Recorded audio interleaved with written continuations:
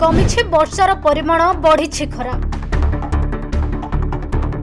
आगामी 2 दिन राज्य में वर्षा नहीं जलिब खरा। खरा हेबा नहीं सूचना देला पाणीपाग विभाग। राज्यर विभिन्न स्थान में जारी रहिथिला वर्षा। 2 दिन धरी प्रबल वर्षा रे नाही नथिबा हैरान हेउथिले लोके। लघुचाप रे घरु बाहरिबा एक प्रकार ठप हो जाइथिला। 2 दिन धरी लागी रहिथिला लगाण लघुचाप।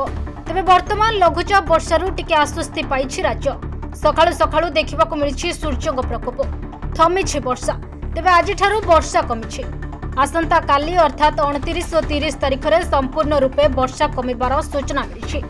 यापर पुणी 1 तारिखर सारा राज्य में निम्नरू मध्यम धरणर वर्षा हेबार संभावना रही बोली सतर्क कराइछि पाणीपाग विभाग। गतकाली ट्विन सिटी रेकर्ड ठारू कम वर्षा होइतिबार सूचना दैछन्ति।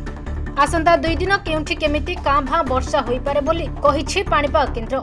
तेबे वर्तमान राज्य में वर्षार संभावना नहीं। आगामी 2 दिन पर पुणी वर्षा हेबार सूचना दैछि पाणीपाग विभाग। Bureau report news 95 Odia.